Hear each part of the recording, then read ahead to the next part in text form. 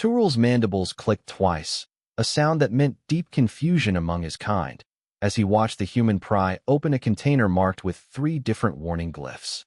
The supply bay of Outpost Greywater smelled of machine oil and recycled air, and crates were stacked in uneven towers after a delivery shuttle had jolted hard during docking. Daniel had volunteered to help sort the mess before his shift even started, mostly because he was bored and the bay was closer to the mess hall than his bunk. He picked through the scattered crates, looking for the marked ration boxes that the human crew usually grabbed during long shifts. Most of the labels were in 3 different alien scripts layered over each other, a habit the station had picked up from years of mixed cargo runs. One canister, dented at the corner and missing its outer wrap, looked close enough to the ration packs Daniel remembered from his last rotation. It had a tab top and a faint metallic shine, just like the ones from Supply. This one fell out of place, Daniel said, lifting it with one hand. Figured I'd grab it before someone steps on it. Turul's antennae twitched. He was still new to working directly with humans and had only seen them eat in the mess hall, never in the cargo areas. He assumed Daniel knew the difference between ration packs and the station's industrial containers, since the human crew always seemed unusually calm around things that made the rest of the station nervous. Daniel turned the canister over, found the tab, and popped it open with his thumb. A faint hiss of pressure escaped, and a sharp, chemical smell drifted into the air. He sniffed it once, shrugged, and tipped it back for a long drink, the way he might down a cold can of soda after a hot shift. Turul's entire body went rigid. His compound eyes locked onto the canister, then onto Daniel's throat as he swallowed. "Stop," Turul said. Though his voice came out as barely more than a whisper, the warning lodged somewhere behind his mandibles.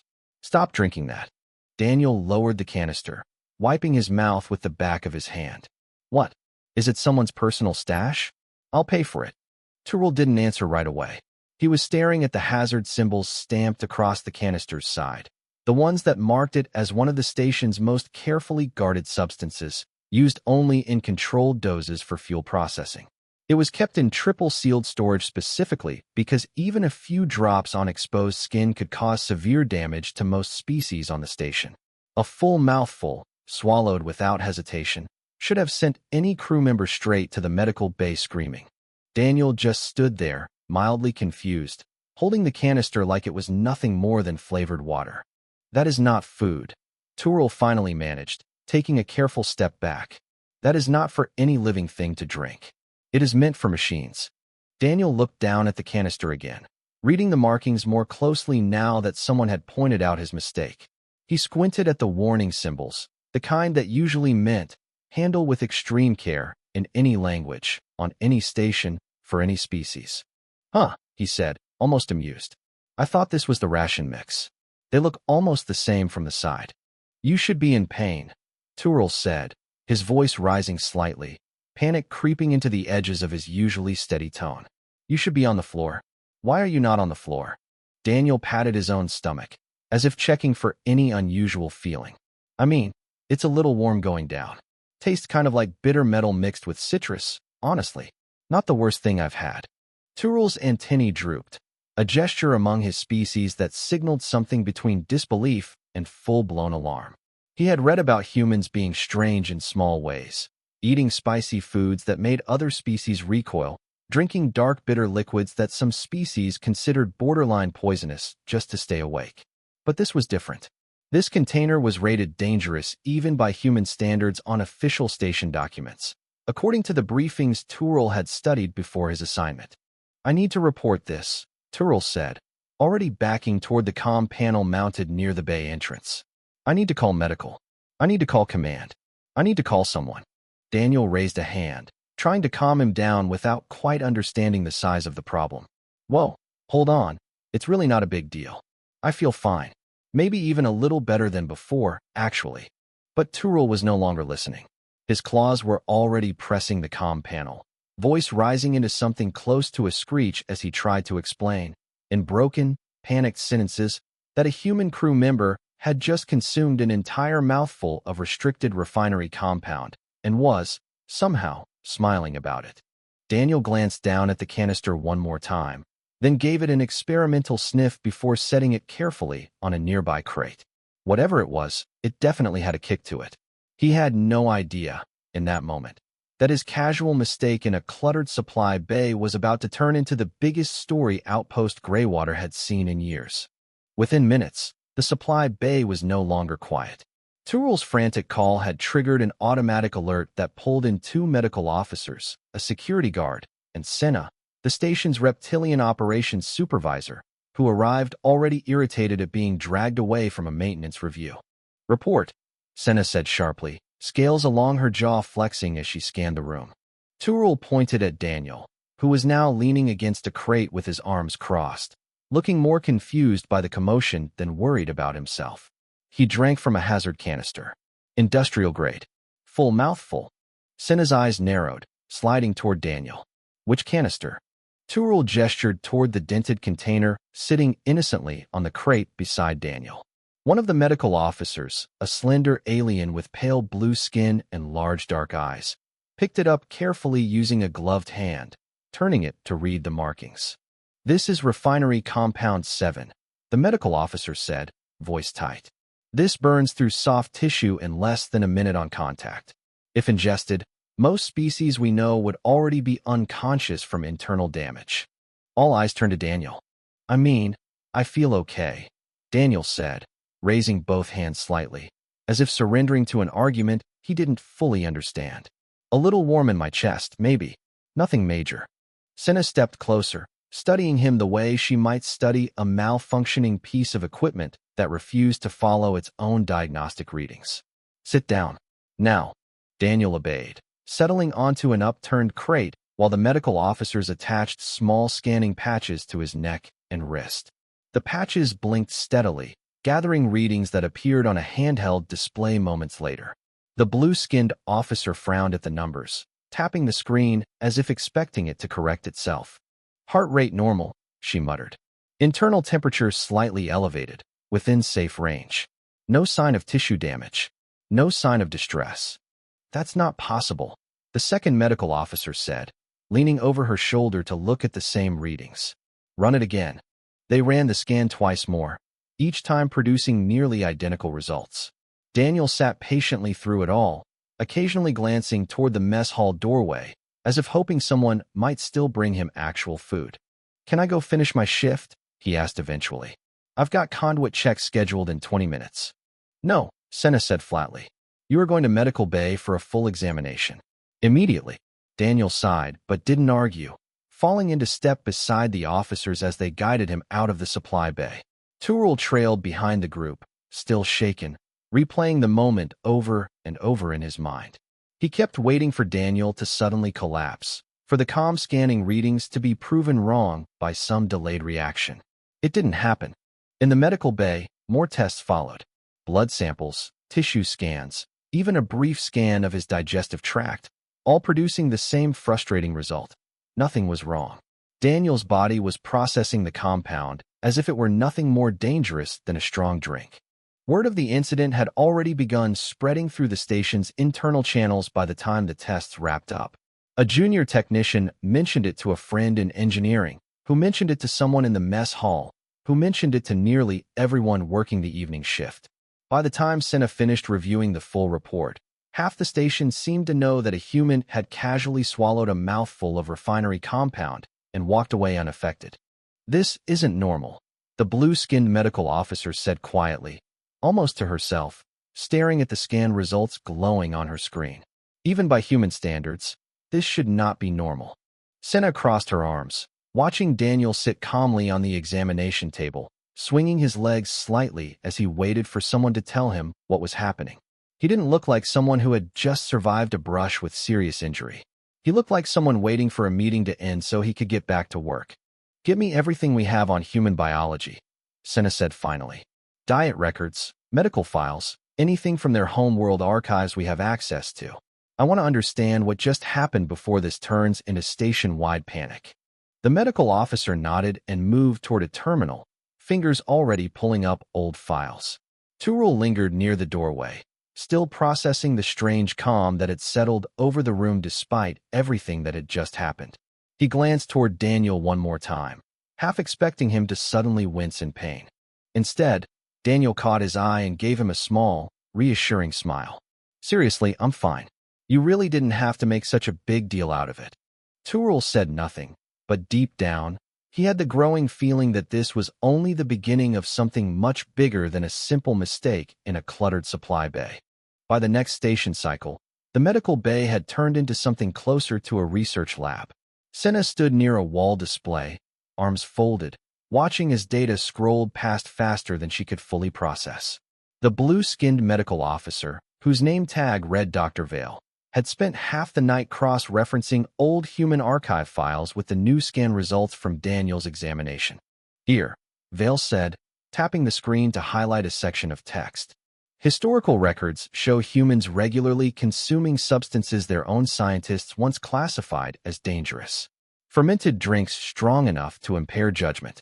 Foods containing natural toxins, eaten specifically for the burning sensation they cause. Even substances other species would never willingly put near their mouths. Senna leaned closer, scanning the list.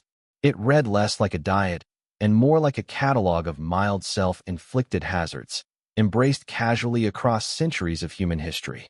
They eat things that hurt them on purpose, Senna said slowly, almost not believing her own words. For enjoyment. It appears their digestive systems evolved unusual resilience, Vale continued.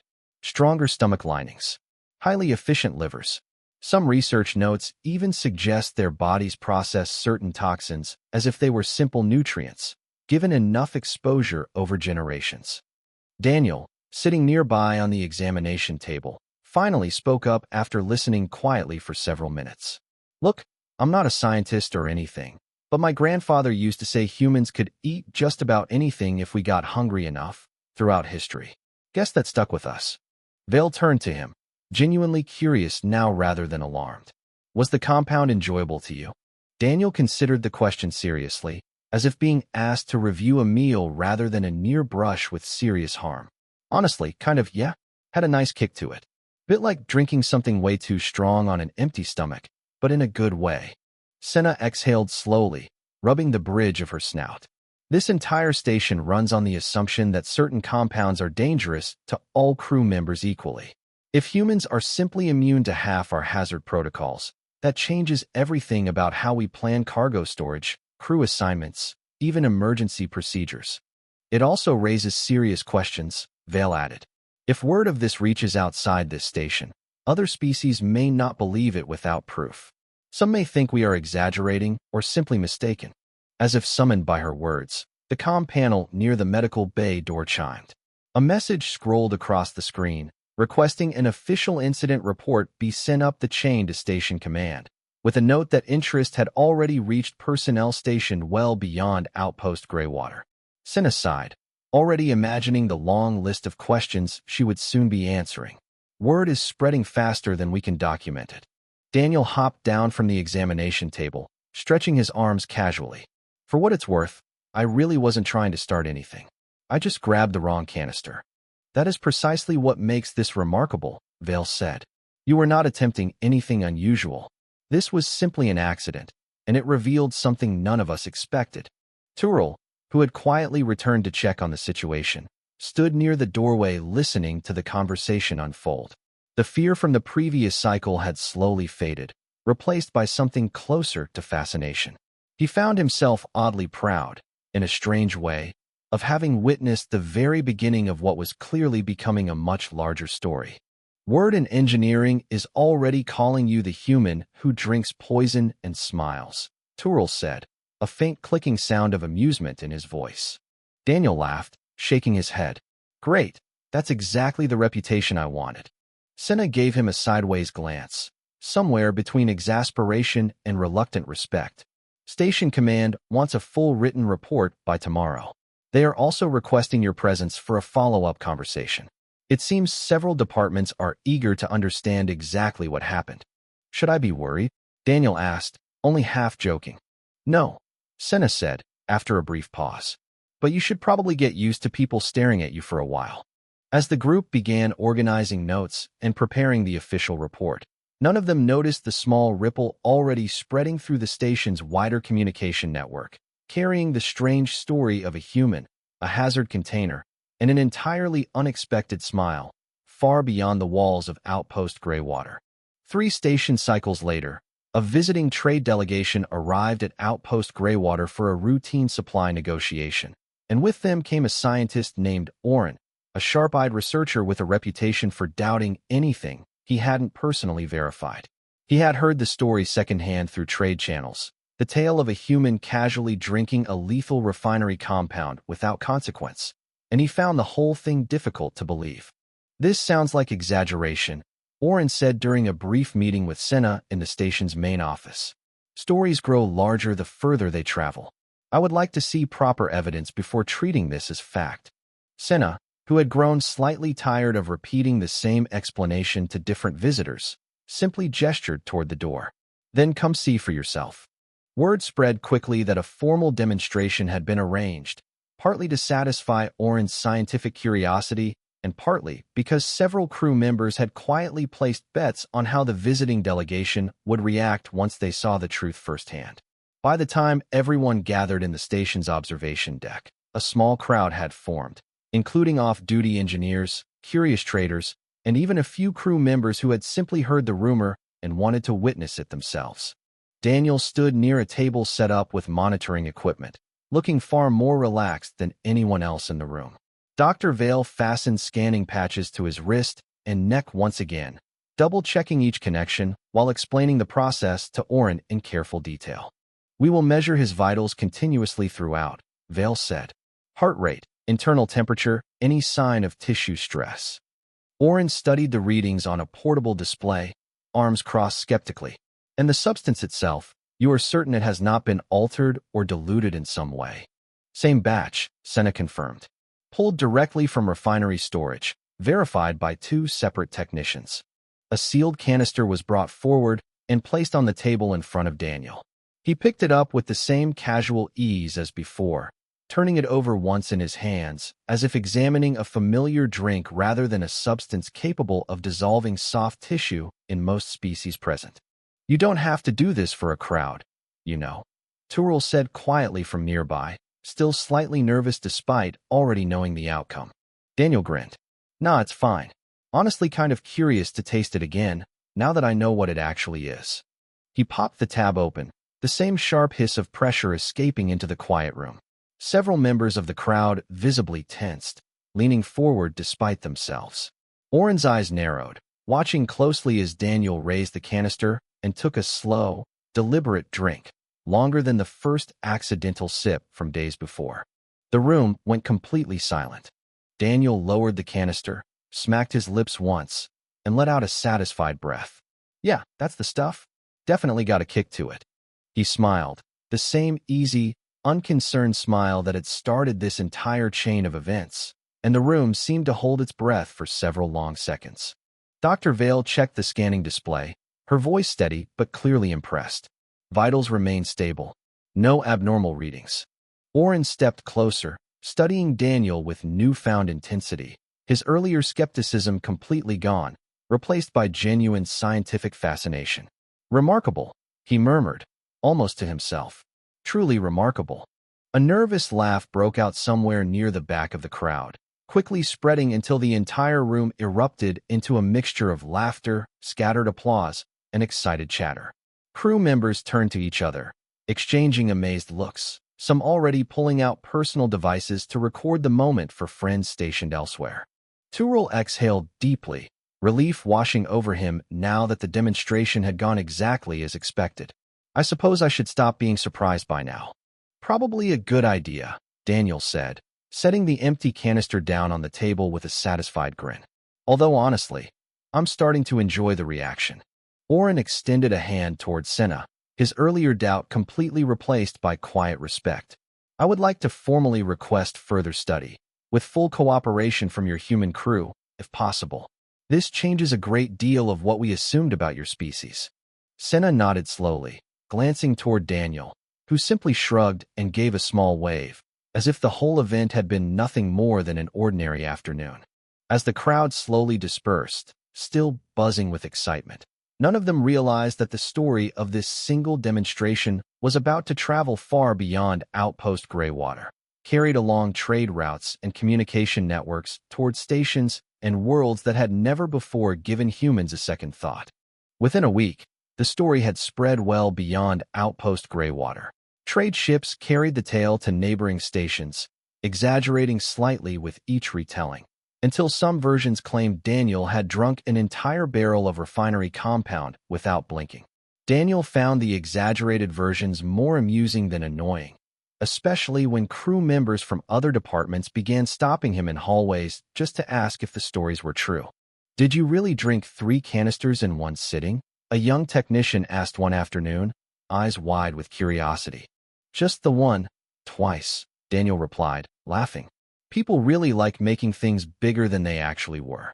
Tyrrell, who had once been the most nervous crew member on the station regarding human behavior, now found himself oddly enjoying his small role in the story. Whenever new arrivals asked about the incident, he proudly explained that he had been the very first to witness it, often adding small dramatic details that hadn't quite happened, though never anything too far from the truth.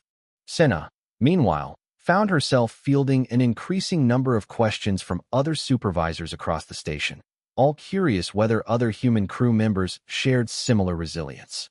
Out of simple curiosity, a few crew members began informally testing mild human foods on themselves, eager to understand the species everyone was suddenly talking about. One particular afternoon, in the station's mess hall, a small group of alien crew members gathered around a tray of simple human snacks that Daniel had volunteered to share, mostly out of amusement at their growing fascination. A young trader nervously picked up a single slice of pepper-coated in a mild seasoning, sniffing it cautiously before taking the smallest possible bite.